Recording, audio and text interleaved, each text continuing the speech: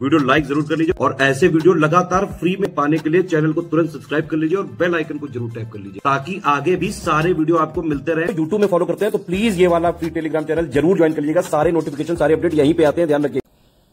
Hello दोस्तों, नमस्कार। कैसे हैं आप सभी मित्र? उम्मीद है आप सब कुशल मंगल होंगे, सब बढ़िया चल रहा होगा। तो चलिए आज की क्लास की शुरुआत करते हैं। आज हम लोगों की जो जर्नी है वह क्लास 8 में पहुंच गई है। हम लोगों ने कक्षा 6 की एनसीईआरटी समाप्त कर दिया ज्योग्राफी का और 7 का ख़त्म कर दिया। अब हम शुरुआत कर रहे हैं कक्षा 8 में, और जो ये क्लास 8 है यह उसकी कौन सी क्लास है? पहली क्लास है।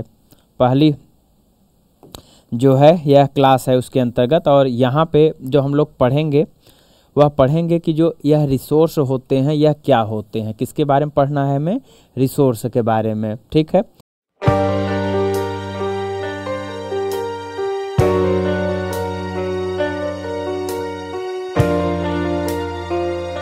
यहाँ हम लोग समझेंगे कि जो रिसोर्स है इसमें जो हमें पढ़ना है कि संसाधन क्या होते हैं, इसके बारे में हम लोग पढ़ेंगे।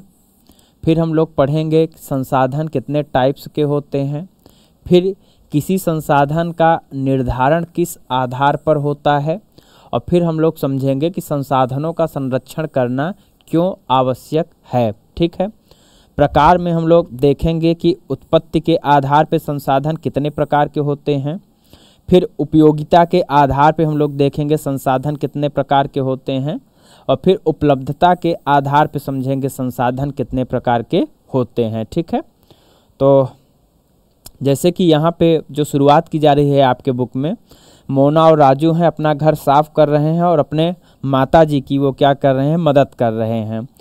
और वह कई सारी चीज़ों को बहुत ध्यान से देख रहे हैं, जैसे कपड़े हुआ, बर्तन हुआ, अनाज हुआ, कंघा हुआ, शहद की बोतल भी ये लोग देख रहे हैं। और इनमें से प्रत्येक उपयोगी भी हैं। वह यह भी देख रहे हैं कि चाहे वह कपड़ा रहा हो, चाहे वह बर्तन रहा हो, चाहे वह अनाज हो, चाहे बाल झाड़ने के लिए कंघी ही रही हो, सब क्या है? उपयोगी भी हैं। तो उनके मन में एक विचार आता है, वह अपने माताजी से पूछते हैं कि यह जरूरी क्या, ये सब चीज़ें क्या हैं? तो उनके माताजी ने कहा कि ये सब जितने चीज़ें आप बाबू देख रहे हो यह सब क्या हैं? ये सब संसाधन कहलाते हैं। क्या कहलाते हैं? संसाधन। तो बच्चों ने कहा समझ में नहीं आया। तो उन्होंने कहा कि प्रत्येक वस्तु जो हमारे जीवन को आसान करता हो, हमारे जीवन जीने के तरीके को बदल देता हो, सुखमय बना देता हो, वो सभी चीज़ें क्या कहलाती हैं? संसाधन कहलाती है, ठीक है। तो क्लियर हुआ। तो चाहे वह कंघा रहा हो, चाहे आपका नेल कटर हो, चाहे बटन हो, चाहे जिप हो ना, ये सभी चीज़ें क्या हो सकती हैं? संसाधन हो सकती हैं। ध्यान क्या रखना हो? जो हमारे जीवन को आसान बनाती हो, हमारे जीवन जीने में मदद कर सकती हो, वो सभी चीज़ें क्या हैं? संसाधन हैं, ठीक है। तो यही कहा जा रहा है यहाँ पे कि जो संसाधन है, अम्मा ने बताया कि प्रत्येक वस्तु जिसका उपयोग आवश्यकताओं को पूरा करने के लिए किया जाता है वही क्या है? संसाधन है। Anything that can be used to satisfy a need is a resource, वही क्या है? संसाधन है।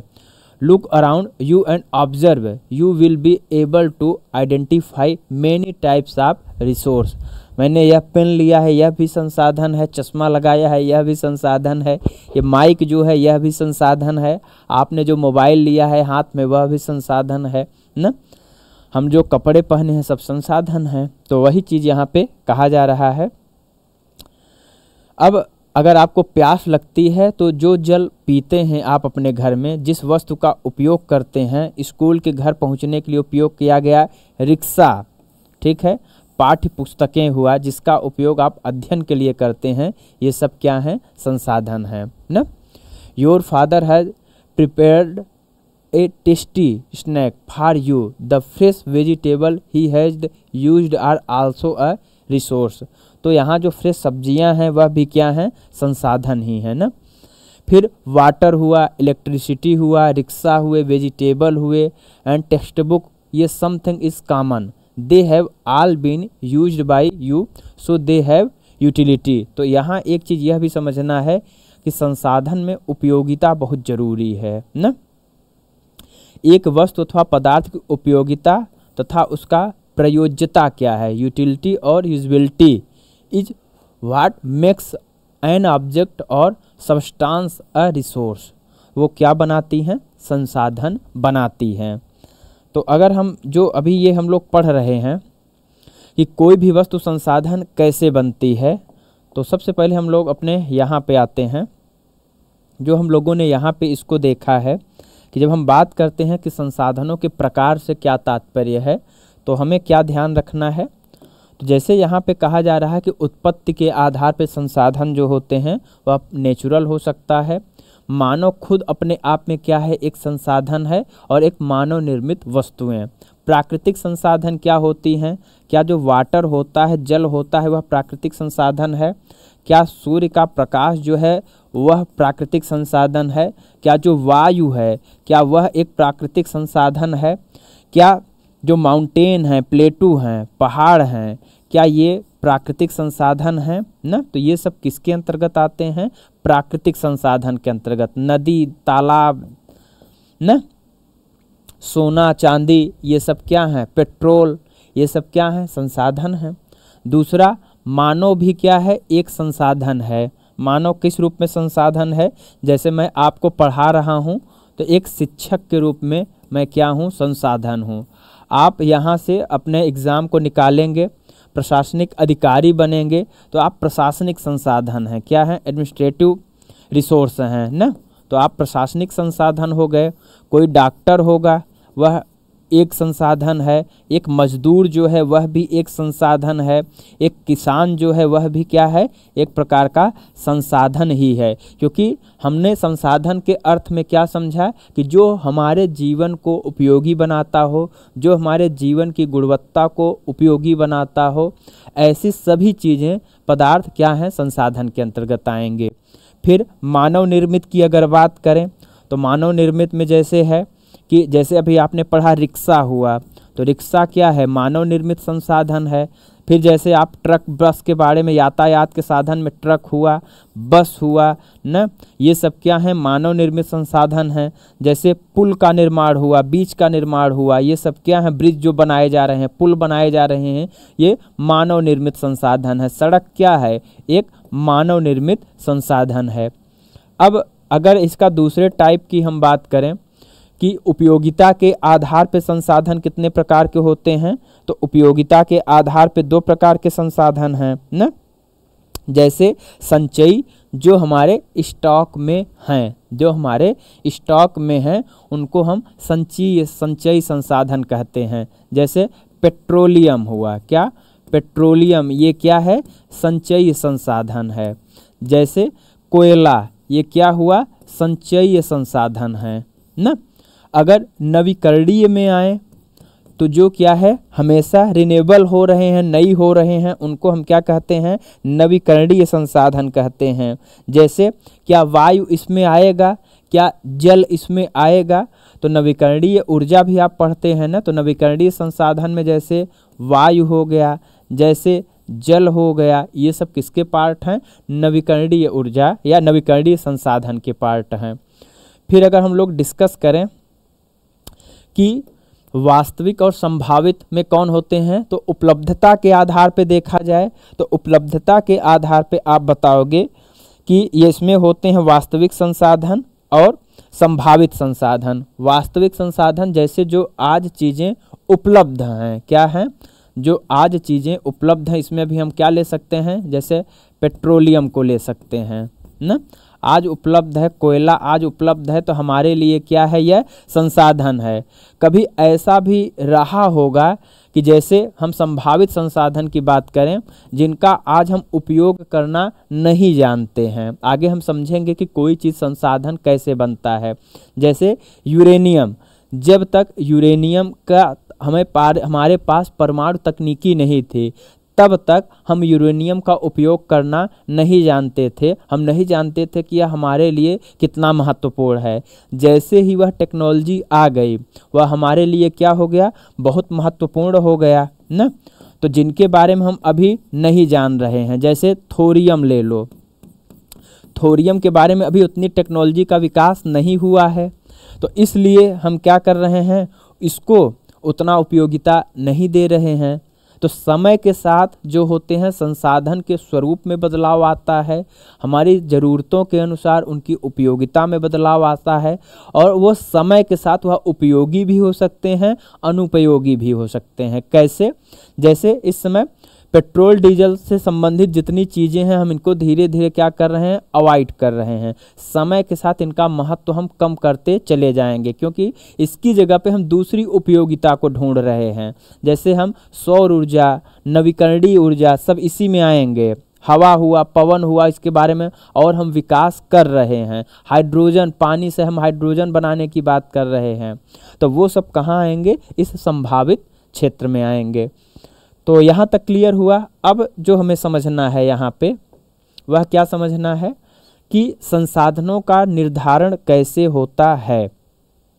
अगर इसकी बात किया जाए कि जो कोई संसाधन होता है उस संसाधन का निर्धारण कैसे होता है, किसी भी संसाधन का हम निर्धारण कैसे करते हैं, अगर इसके बारे में बात किया जाए तो यहाँ आपको ध्यान रखना है कि जो इनका निर्धारण होता है इसके लिए आपको समझना पड़ेगा कि इसके लिए 3 शर्तें हैं। कोई भी संसाधन जो है वह संसाधन कब बनेगा, तो उसकी 3 शर्तें क्या क्या हैं।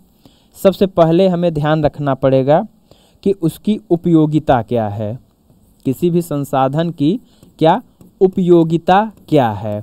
ठीक है, तो एक शर्त यह है उसकी उपयोगिता होनी चाहिए। दूसरा, क्या वह आसानी से जो लोग हैं उनके लिए उपलब्ध है कि नहीं है, अर्थात उसकी सुलभता क्या है, कितना आसान तरीके से वह हमें प्राप्त हो रहा है। और जो अगर वह प्राप्त हो रहा है तो क्या कोई ऐसी प्रौद्योगिकी है हमारे पास, टेक्नोलॉजी है हमारे पास, जिससे हम उसका क्या कर पाएँ, अच्छे से इस्तेमाल कर पाएँ। अगर वह कोई संसाधन इन तीनों शर्तों को पूरा कर रहा है तो वह हमारे लिए उपयोगी है। ठीक है, उपयोगिता कैसे तय होती है? उपयोगिता जो तय होती है तो वह जितनी ज़्यादा आवश्यकता हमें जिस चीज़ की होगी उसके आधार पे उसका संसाधन का वो तय होगा ना। उसके आर्थिक पक्ष बहुत ज़रूरी हैं ना, आर्थिक पक्ष, आर्थिक दृष्टिकोण से वह कितना महत्वपूर्ण है। तो इन चीज़ों को अभी हम आगे एक एक करके समझते हैं। ठीक है, यहाँ तक क्लियर हुआ।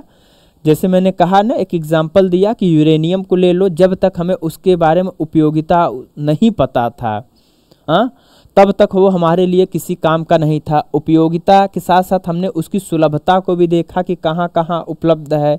उसके बाद उसके लिए हमने टेक्नोलॉजी का विकास कर लिया, हमारे काम का हो गया। ऐसे जब तेल की खोज नहीं हुई थे, खनिज तेल, पेट्रोलियम का, पेट्रोल का खोज नहीं हुआ था, तो वो संसाधन बहुत सारे आज भी हमारे पास ऐसे पड़े हैं जिनका हम यूज नहीं जान रहे हैं। तो हमारे काम का है, नहीं काम का है। तो इस चीज़ को भी आपको समझना है ना।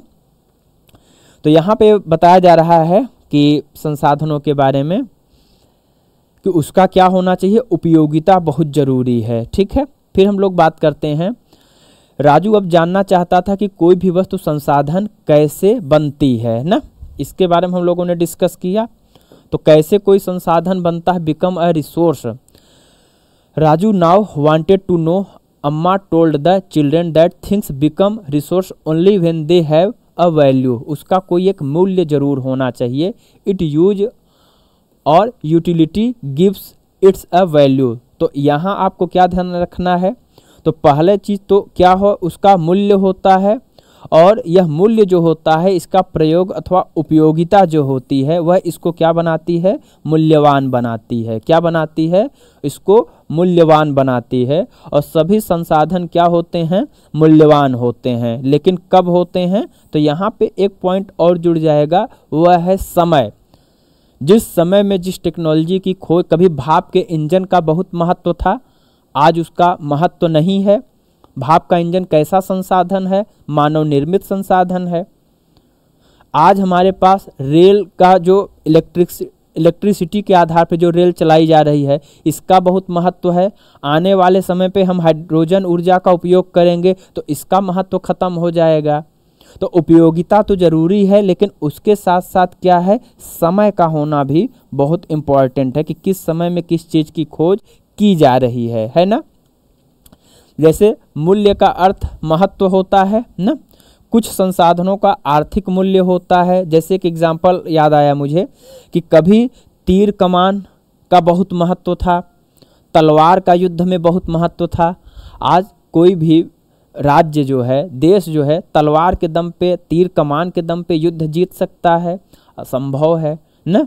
तो ये सब है कि समय यहाँ पे संसाधनों के निर्माण में भी बहुत महत्वपूर्ण भूमिका निभाती है, ठीक है, क्योंकि समय के आधार पे प्रौद्योगिकियों का विकास होता है, टेक्नोलॉजी का विकास होता है, और वह टेक्नोलॉजी जो होती है उसकी उपयोगिता को सिद्ध कर देती है।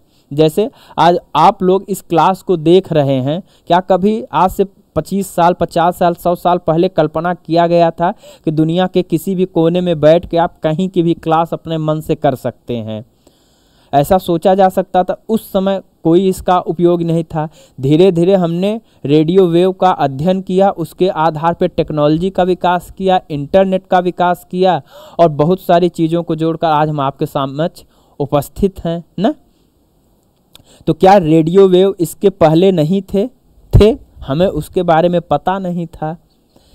तो मूल्य का अर्थ क्या होता है? वैल्यू मीन्स वर्थ होता है। Some resource have economic value, some do not ना। तो कुछ के आर्थिक महत्व होते हैं और कुछ के आर्थिक महत्व नहीं होते हैं। जैसे इन्होंने कहा कि आर्थिक महत्व में तो सब जानते हैं, कोयला हुआ, लोहा हुआ, लकड़ी हुआ, इन सब का आर्थिक महत्व है। लेकिन आप कहीं पे जा रहे हैं, अब उसका भी महत्व हो गया है, क्योंकि टूरिज़्म का जैसे जैसे विकास हो रहा है तो वहाँ जाने के आपको चार्ज पैसे देने पड़ते हैं कुछ जगहों पे। तो आप खुला आसमान को देख रहे हैं, उसी से खुश हो रहे हैं। हाँ, तनाव में थे, नदी के किनारे बैठ गए, ऐसे गंगा नदी के किनारे उन लहरों को देख रहे हैं, चिंतन में खोए हुए हैं, आपका जीवन आनंदमय हो गया। तो वह भी जो है एक संसाधन है, क्योंकि संसाधन का जो कीवर्ड है वह क्या है? वह यह है कि वह आपके जीवन को आसान करता हो, आपके जीवन की गुणवत्ता को बढ़ाता हो।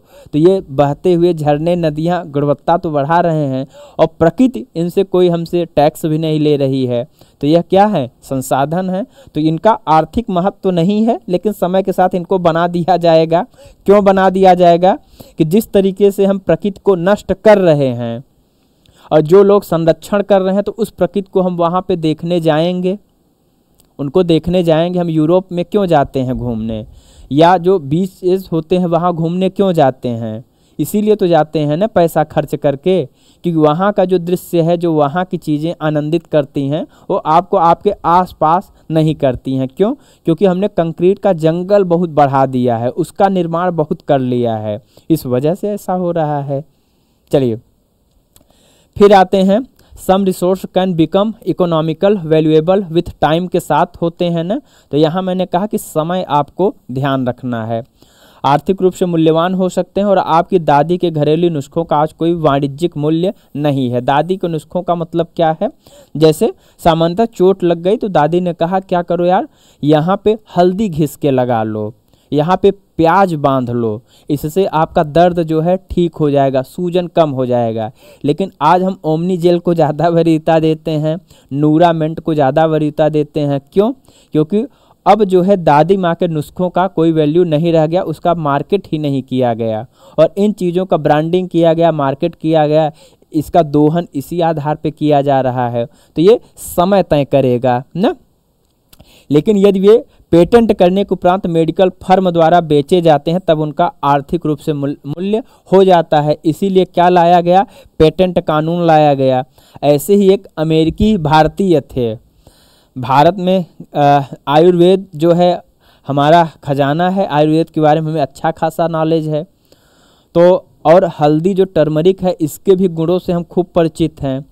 तो एक अमेरिकी आदमी जो था, भारतीय अमेरिकी था, वह अमेरिका में गया, वहाँ हल्दी को उसने पेटेंट कराने का प्रयास किया, बताया कि हल्दी के ये गुण हैं और हमारी कंपनी इस हल्दी पाउडर को बेच रही है। फिर भारत सरकार ने उसके खिलाफ वहाँ पे एक अपील की और बताया कि हल्दी भर नहीं, बहुत ऐसी सारी चीज़ें हैं जो हमारे परंपरागत ज्ञान, ट्रेडिशनल नॉलेज का हिस्सा हैं, और आप ऐसी चीज़ों को पेटेंट नहीं करा सकते हैं। फिर भारत सरकार ने उसके लिए बाकायदे एक लाइब्रेरी का निर्माण किया, किसका, कि जो भी आयुर्वेद के ज्ञान से संबंधित बातें हैं उसका हम एक ऑनलाइन डिजिटल लाइब्रेरी तैयार कर देते हैं और उसका अध्ययन करके आप खुद से अपना कोई स्टार्टअप शुरू कर सकते हैं, लेकिन पेटेंट नहीं करा सकते हैं। ठीक है। अब जैसे इसमें कुछ शब्दावली हैं कि पेटेंट का अर्थ क्या होता है। अगर इसकी बात करें तो इसका तात्पर्य किसी विचार अथवा आविष्कार पर एकमात्र अधिकार से है। क्या? एकमात्र अधिकार हो जाना। जैसे क्या कहते हैं, सैमसंग का मोबाइल है तो उसकी जो फीचर होंगे, जो विशेषताएं होंगे, उस टाइप का और कोई नहीं बना सकता। अगर बनाएगा तो उसके खिलाफ कानूनी कार्रवाई की जा सकती है। वह सैमसंग नाम का यूज नहीं कर सकता है, क्योंकि इन सब का क्या कराया गया है, पेटेंट कराया गया है। ऐसे ही प्रौद्योगिकी टेक्नोलॉजी की बात करें क्या है, तो कौशल करने अथवा वस्तु बनाने में नवीनतम ज्ञान का अनुप्रयोग करना। क्या करना? It is the application of latest knowledge and skill in doing or making things के लिए होता है। और patent its means the exclusive right over any idea or invention. ठीक है। फिर बात करें, time and technology are two important factor हैं। किस चीज़ के लिए इम्पॉर्टेंट फैक्टर हैं? That can change substance into resource ना, तो इसके लिए ये सबसे महत्वपूर्ण फैक्टर हैं। Both are related to the need of the people themselves are the most important resource. तो क्या मानव भी एक इम्पॉर्टेंट रिसोर्स है ना? तो मानव भी क्या है, एक महत्वपूर्ण संसाधन है। लोग भी संसाधन है। कौन कौन से हैं? जैसे अभी हमने बताया कि हम शिक्षक के रूप में मैं क्या हूँ, एक संसाधन हूँ। ये लोगों के विचार, ज्ञान, आविष्कार और खोज ही है जो और अधिक संसाधनों की रचना करती है। फिर हम लोग बात करें, each discovery or invention leads to many others. The discovery of fire led to the practice of cooking and other process, while the invention of the wheel ultimately resulted in development of newer modes of transport। तो जैसे सच बात है, आग की खोज अपने आप में बहुत बड़ी क्रांति क्यों कही गई, कि उससे हमारे जो उस समय का समाज था, जो ये आज तक का समाज है, उसके अंदर खाने पीने में बहुत सारे बदलाव आए, पकाकर खाने में बहुत सारे बदलाव आए।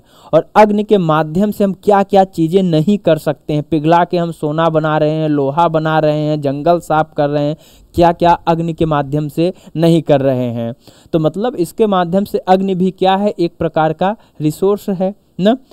फिर जैसे मानव पहिया जो लीजिए, पहिए ने क्या सिद्ध कर दिया, इस पहिए ने वहाँ के जो उस समय के मानव थे भारी भारी चीज़ों को आसानी से एक स्थान से दूसरे स्थान तक ले जा सकते थे।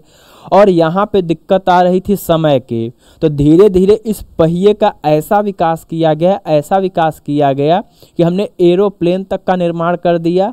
क्योंकि मूल मुद्दा इसमें क्या आता था कि हम भारी सामान तो ले जा सकते हैं, लेकिन क्या उसी टाइम के अनुसार ले जा सकते हैं, टाइम इसका कम हो सकता है कि नहीं कम हो सकता है। इस तरीके से परिवहन का विचार आया ना।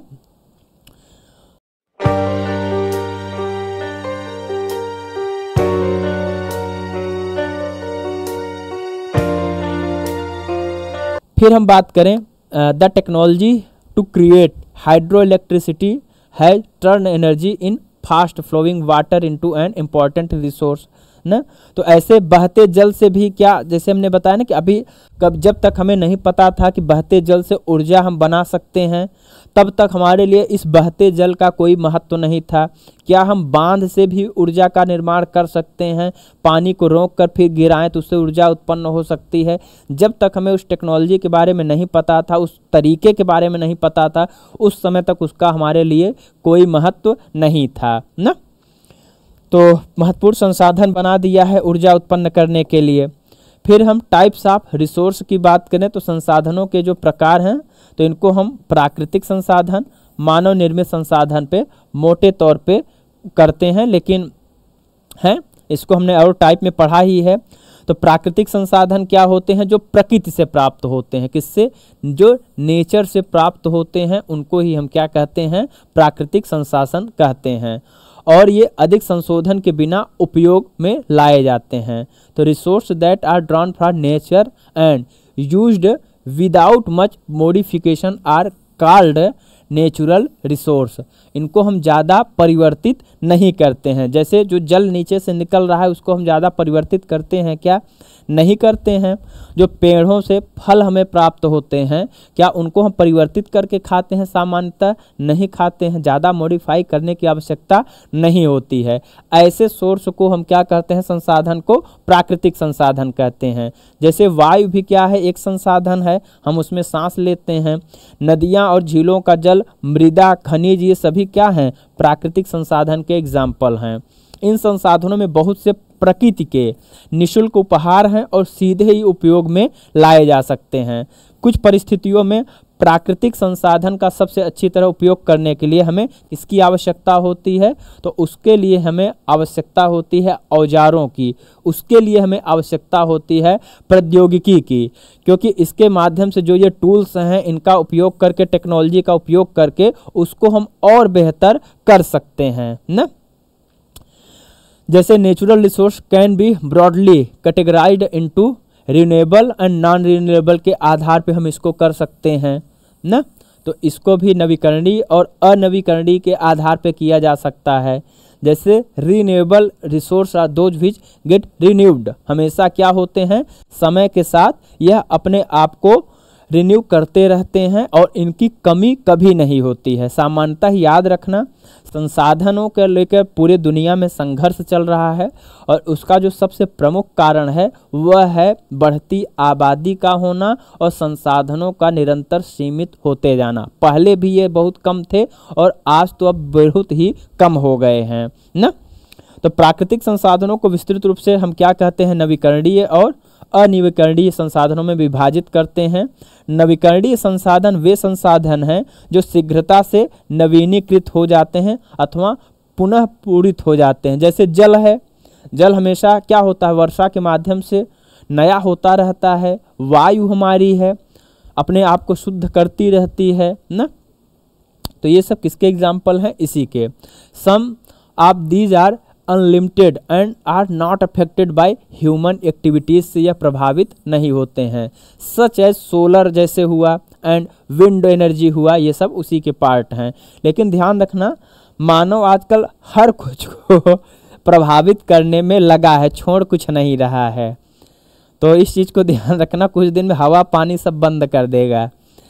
Yet careless use of certain renewable resource like water, soil and forest can affect there stock ना।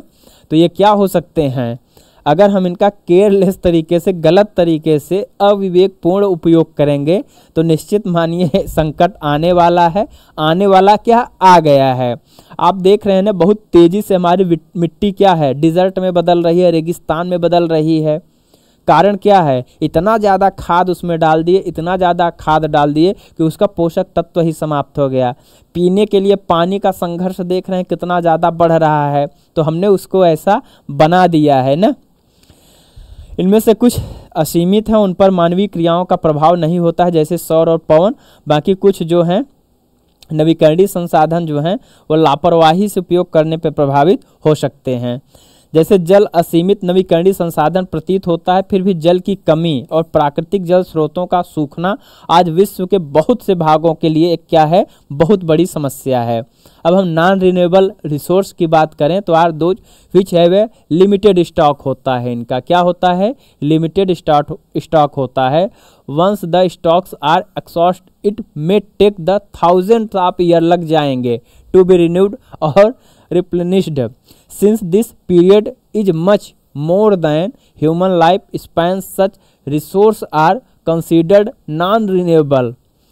तो इसको भी आपको ध्यान रखना है कि अगर एक बार, पहली बात तो यह सीमित हैं और उसके बाद अगर यह ख़त्म होते हैं तो इनको बनने में लाखों करोड़ों साल की प्रक्रिया लगेगी, तब तक में हमारी कहानी ख़त्म हो जाएगी। जैसे कोयला क्या एक दिन का बना हुआ है, पेट्रोलियम एक दिन का बना हुआ है, प्राकृतिक गैस क्या ये एक दिन में बने हैं? ये सब लाखों करोड़ों सालों के परिणाम हैं और इनका हम ऐसे ही अविवेकपूर्ण केयरलेस तरीके से अगर उपयोग करते रहेंगे तो समय के साथ जैसे ही ये समाप्त होंगे तो हमारे सामने ऊर्जा का बहुत बड़ा संकट खड़ा होगा। लेकिन इसीलिए हम क्या कर रहे हैं, जानते हैं कि यह समाप्त होने वाला है, इसीलिए हम क्या कर रहे हैं, रिन्यूएबल एनर्जी की ओर बढ़ रहे हैं और ऐसे ही डेवलपमेंट प्रोग्राम ला रहे हैं, चाहे वह सौर ऊर्जा के रूप में हो, चाहे हाइड्रोजन ऊर्जा के रूप में हो, चाहे हम देखें तो वायु वाला पवन चक्की के रूप में हो, चाहे जल की ऊर्जा निकालने को, तो तरह तरह की चीज़ें हम क्या कर रहे हैं, अब कर रहे हैं ना। प्राकृतिक संसाधनों का वितरण भूभाग, जलवायु, ऊंचाई जैसे अनेक भौतिक कारकों पर निर्भर करता है ना। तो बिल्कुल प्राकृतिक संसाधन, वहाँ का भूभाग कैसा है इस पर डिपेंड करेगा, वहाँ की जलवायु कैसा है इस पर डिपेंड करेगा, वहाँ की ऊंचाई कैसी है इस पर डिपेंड करता है ना। जैसे बात करें कि जो मैदानी इलाके होंगे वहाँ पे मिट्टी उट्टी शानदार तरीके से पाई जाएगी, वहाँ का क्लाइमेटिक कंडीशन अगर उस अनुसार है तो मिट्टी और उर्वर पाई जाएगी ना। पहाड़ों में उतनी उर्वरता नहीं मिलेगी क्योंकि हाइट पे हैं, तो जलवायु भी प्रभावित करेगा, तो वहाँ जो संसाधन है वह भी प्रभावित होंगे। सिंपल सी बात है। तो मतलब हम कह सकते हैं कि जो संसाधनों का है, जो संसाधन होते हैं इनके वितरण का जो है वह ऊंचाई से, जलवायु से और भूभाग से सीधा संबंध होता है। कैसे? ये अनेक भौतिक कारकों से क्या होते हैं, प्रभावित होते हैं, उन पे निर्भर होते हैं। पृथ्वी पर इन कारकों को विभिन्नता होने के कारण संसाधनों का वितरण क्या है, असमान है। इसी कारण जो है संसाधन, कहीं पे आपको कोयला मिल जाएगा तो कहीं पे आपको नहीं मिलेगा, कहीं पे लोहा मिलेगा, कहीं पे नहीं मिलेगा, कहीं पे सोना मिलेगा, कहीं पे नहीं मिलेगा। कारण उसका क्या है? तो यही 3 कारण हैं। वहाँ का भूभाग कैसा है, जलवायु कैसा है और वह कितनी ऊंचाई पे है ना। तो इन सब का बहुत प्रभाव पड़ता है। जैसे सामान्यतः खनिज संसाधन हमें कहाँ मिलते हैं, तो जो प्लेटू होते हैं, जो पठार होते हैं, वहाँ पे ज़्यादा संभावना होती है कि खनिज संसाधन से संपन्न क्षेत्र होंगे। ऑस्ट्रेलिया, छोटा नागपुर का पठार क्या है, दक्कन का पठार क्या है, खनिज संसाधन से समृद्ध क्षेत्र हैं। जो पूरा अफ्रीका कॉन्टिनेंट है, यहाँ पे हम कहते हैं कि अथाह संसाधन है। क्यों? अधिकतर जो यह एरिया है पूरा वह प्लेटू के जैसा ही तो है, प्लेटू ही तो है, इसलिए यहाँ संसाधनों की क्या है, भरमार है। क्या किसी पहाड़ के नीचे संसाधन नहीं है? है, लेकिन उसकी उपलब्धता, याद करो हमने संसाधन के बारे में क्या समझा था कि उसकी उपलब्धता भी आसान होनी चाहिए। अगर वह आसानी से हमें नहीं प्राप्त हो पा रहा है, उसको निकालने में ही उससे ज़्यादा, जितना उसका मूल्य है उससे ज़्यादा खर्च हो जा रहा है, तो ऐसे संसाधन हमारे काम के नहीं हैं। तो इस चीज़ को भी आपको समझना है। फिर मानव निर्मित संसाधन में बात करें, ह्यूमन मेड रिसोर्स में, तो sometimes natural substance become resource only when their original form has been changed ना। तो iron ore was not a resource until people learn to extract iron from it. तो यह जो मानव निर्मित संसाधन में क्या है कि जब क्या करते हैं, मानव उसके मूल स्वरूप को बदल दे, जो अयस्क है उससे वह उस चीज को निकाल ले और अपने उपयोग के आधार पर बना ले, उसको हम क्या कहते हैं, मानव निर्मित संसाधन कहते हैं। फिर जैसे people use natural resource to make buildings हुआ, ब्रिजेज हुए, रोड हुए, मशीनरी हुए, व्हीकल हुए, ये सब क्या हैं, ह्यूमन मेड रिसोर्स हैं। Technology is also a human made resource, इसको भी आपको ध्यान रखना है। So people like us use natural resource to make human made resource ना। तो सिड मोना हुआ, मोना ने nodding in understanding yes said Raju. तो मोना ने समझाते हुए कहा कि जो हम जैसे लोग हैं यह प्राकृतिक संसाधनों का उपयोग करते हैं, ये सब क्या है, प्राकृतिक मानव निर्मित संसाधन बनाते हैं। और इस बात को राजू ने क्या किया कि हाँ भैया ऐसा है।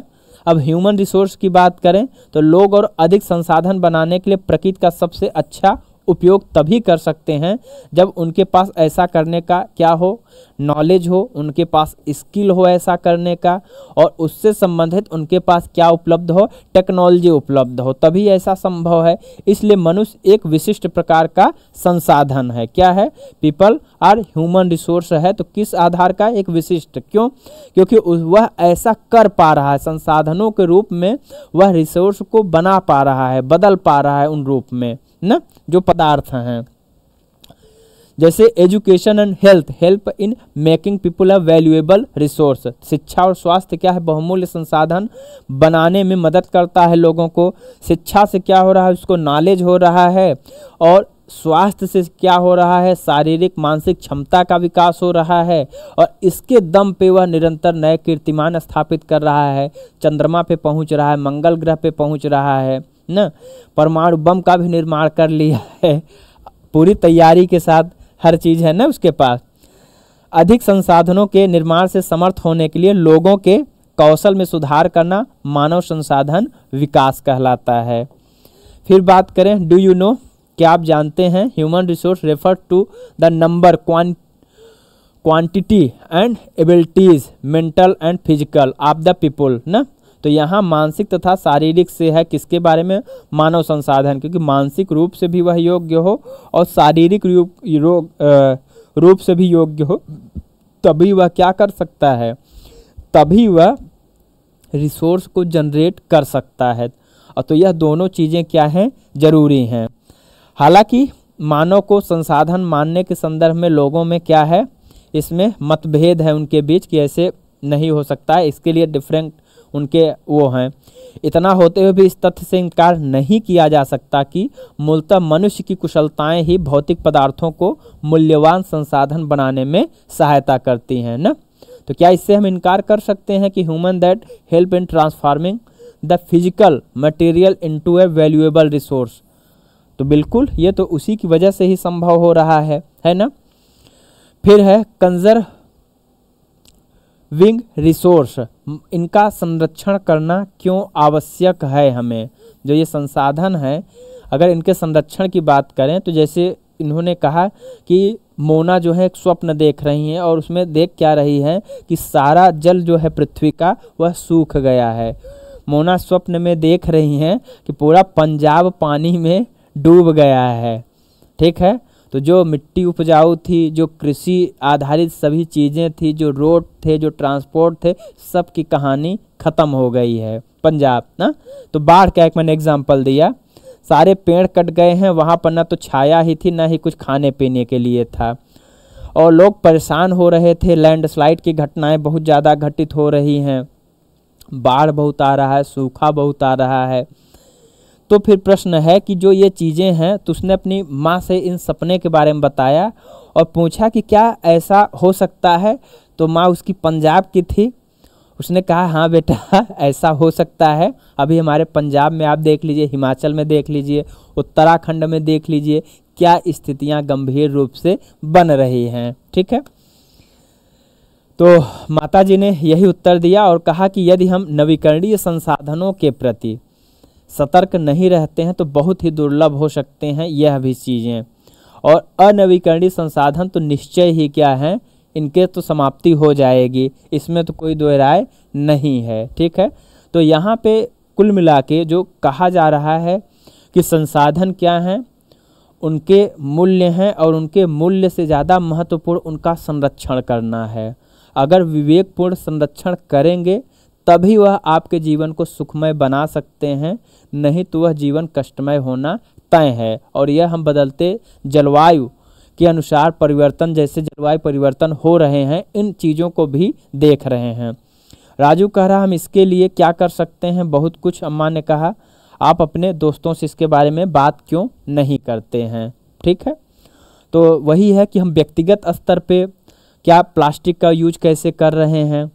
व्यक्तिगत स्तर पे हम अपने अगर देखें तो शुरुआत हमें व्यक्तिगत स्तर पे ही करना चाहिए, क्योंकि जब हम व्यक्तिगत स्तर पे करते हैं और ऐसा धारणा सब लोग सोचने लगते हैं फिर तो वह क्या होता है, तो वह अपने आप उस चीज़ का संरक्षण होने लगता है।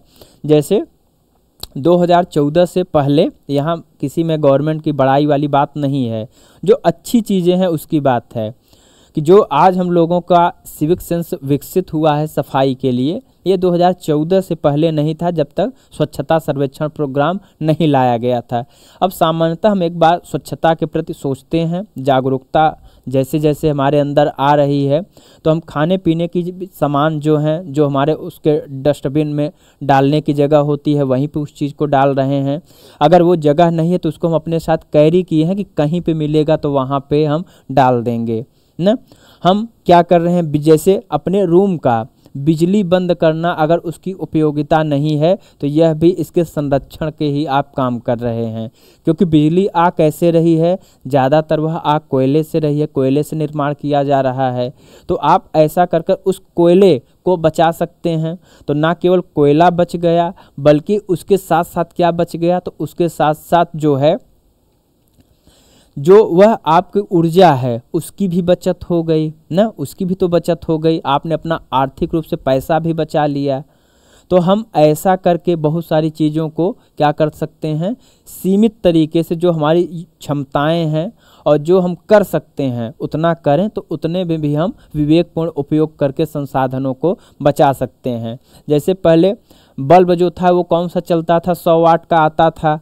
आज क्या है कि हर घर में मान लो वो बल्ब जो था, अगर 5 बल्ब जल रहे हैं तो एक आदमी प्रत्येक दिन 500 वाट का बल्ब जला रहा है, तो 1 घंटे 24 घंटे में कितना हो रहा है। आज क्या हुआ, 7-8 वाट के बल्ब आ रहे हैं, लेड बल्ब आ रहे हैं, 2-3 वाट के, 4 वाट के, हाँ, और उसको लगा दे रहे हो, 10 ही वाट में आपका पूरा घर प्रकाशित है।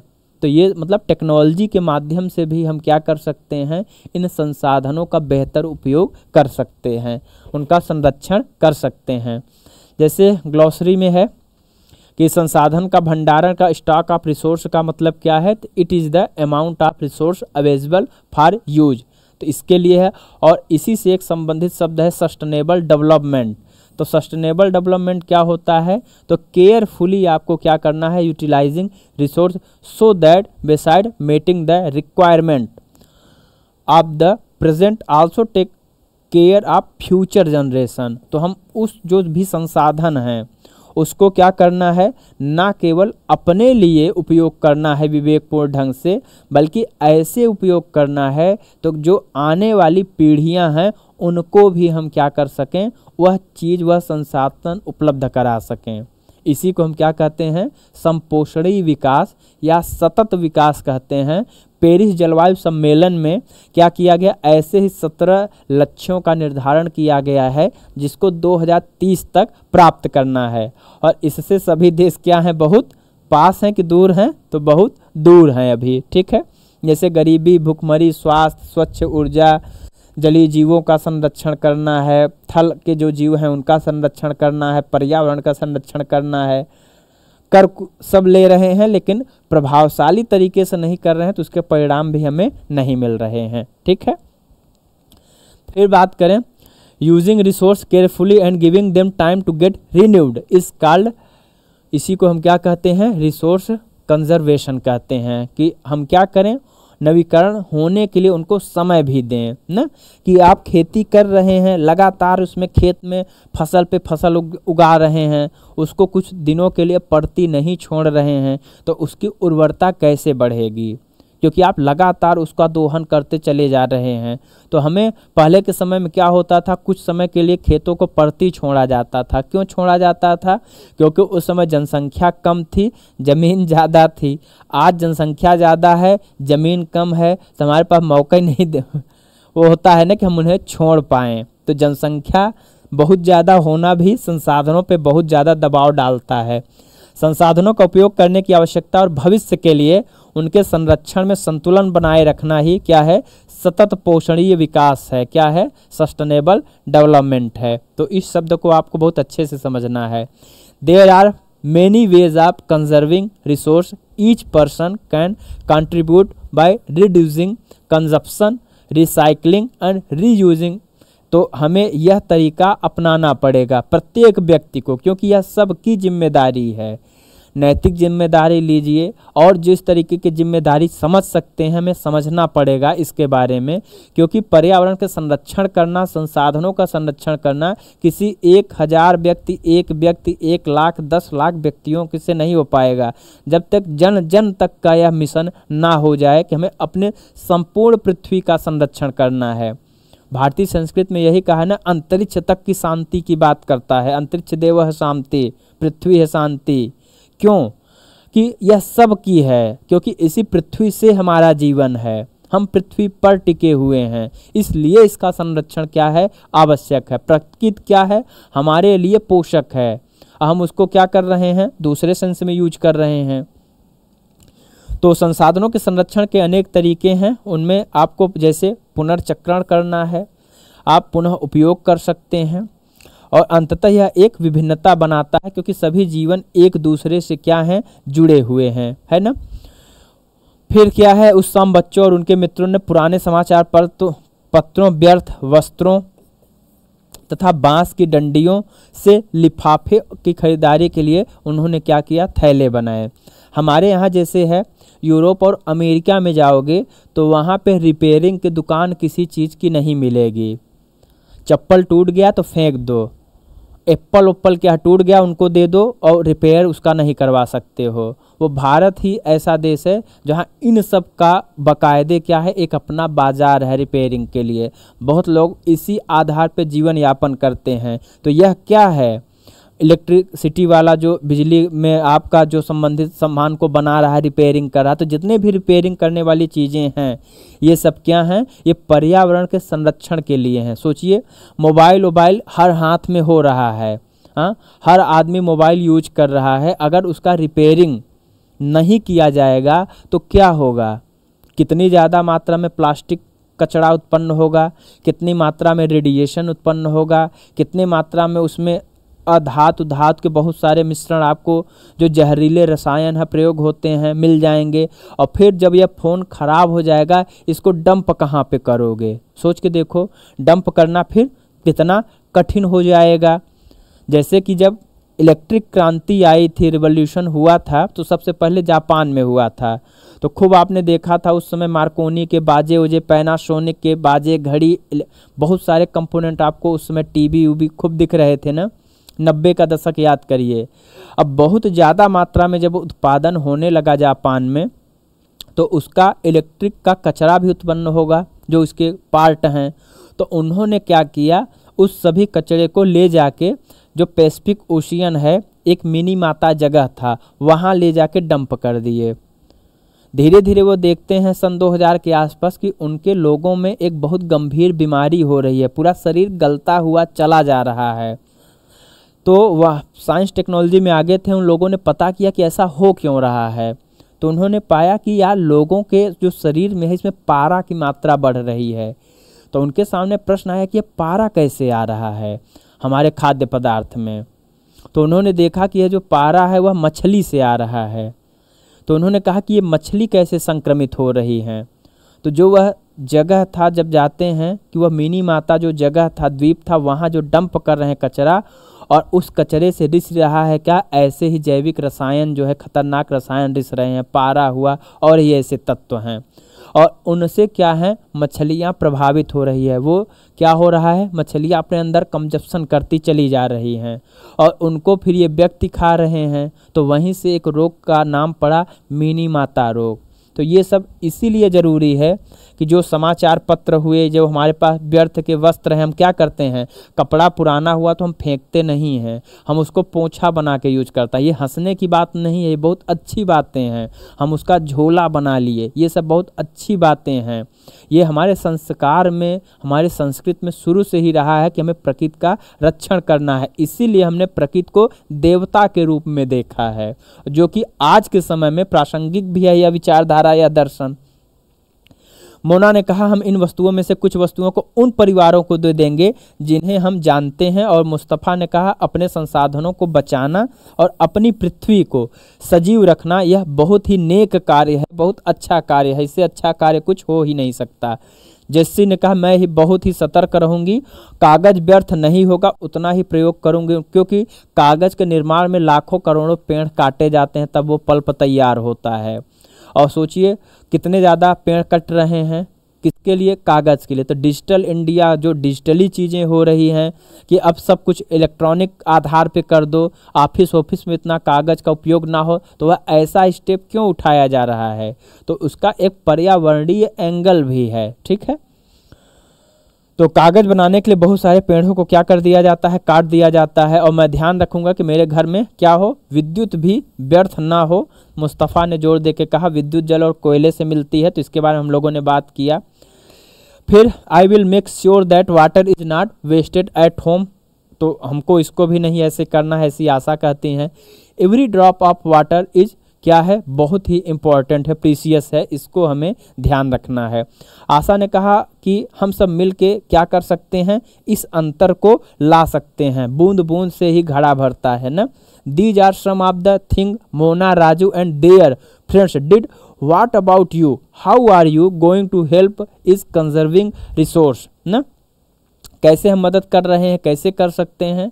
तो the future of our planet and its people is linked with our ability to maintain and preserve the life support system that nature provides, therefore it is our duty to ensure that. तो यह हमें सुनिश्चित करना पड़ेगा, अपने परितंत्र की रक्षा करना पड़ेगा, तभी यह पेड़ पौधों की सुरक्षा नहीं करेंगे तो चीज़ें जो है धीरे धीरे हमारे हाथ से निकल जाएंगी और फिर कुछ बचेगा नहीं ना।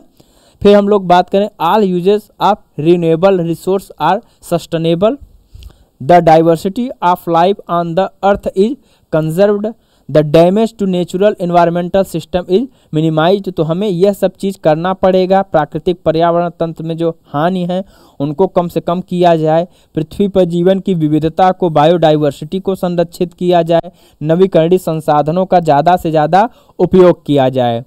अब इसी के लिए क्या है, सम प्रिंसिपल ऑफ सस्टेनेबल डेवलपमेंट में है, जैसे respect and care for all form of life, हमें जीवन के सभी रूपों को आदर करना है, देखभाल करना। एक चींटी का भी इस पृथ्वी में अपना महत्व है, एक तितली का अपना महत्व है ना, एक शेर का अपना महत्व है। तो हमें सब के साथ उस आदर भाव से उनको रखना है और जितना हो सके उनके संरक्षण का प्रयास भी करना है। फिर है improve the quality of human life, क्योंकि इससे भी प्रदूषण फैलता है। अगर हम क्वालिटी ऑफ लाइफ ह्यूमन की नहीं सुधारेंगे, हमेशा उनको गरीबी में रखेंगे, तो गरीब व्यक्ति है चूल्हे में खाना बनाएगा ना, क्योंकि उसको अब वो लाइफ अगर आप नहीं दोगे गैस वाला तो इलेक्ट्रिसिटी वाला, तो वह चूल्हे में तो खाना बनाएगा ही बनाएगा। हाँ, उसको परिवार नियोजन का तरीका आप नहीं बताओगे तो वह ज़्यादा से ज़्यादा बच्चे तो पैदा करेगा ही करेगा। तो यह सब चीज़ हमें सीखने की ज़रूरत है। पृथ्वी की जीवन शक्ति और विविधता का हमें क्या करना है, संरक्षण करना है। Conserve the earth vitality and diversity, minimise the depletion of natural resource, change personal attitude and practice towards the environment, इसको भी हमें करना पड़ेगा। और enable communities to care for their own environment, तो यह समुदायों को अपने पर्यावरण की देखभाल करने का योग्य बनाना, ये सब हमें मिलकर करना होगा। ठीक है, जैसे है निम्नलिखित में से कौन संसाधन को निर्धारित नहीं करता है, उपयोगिता, मूल्य, मात्रा। तो यहाँ पे मूल्य और उपयोगिता है, उसकी मात्रा नहीं है। फिर है which one of the following is a human made resource, निम्नलिखित में से कौन सा मानव निर्मित संसाधन है। तो जैसे कैंसर उपचार की औषधियाँ हुई, झरने का जल हुआ, उष्णकटिबंधीय वन हुआ, तो कौन सा है, कैंसर उपचार की औषधियाँ क्या हैं, मानव निर्मित संसाधन हैं ना। अनवीकरणीय संसाधन कौन से हैं, तो अनवीकरणीय संसाधन कौन होते हैं, जो सीमित भंडार वाले होते हैं। नवीकरणीय क्या होते हैं, वह बहुत ज़्यादा होते हैं ना। तो इस तरीके से यह क्लास आज की ख़त्म हुई। उम्मीद है क्लास आपको अच्छी लग रही होगी और ऐसे ही मन लगा के आपको लगातार बने रहना है और पूरे ईमानदारी के साथ रिवीजन करना है, नोट्स बनाना है और ऐसे ही पढ़ाई करना है। ऑल द बेस्ट आप सभी लोगों को, धन्यवाद।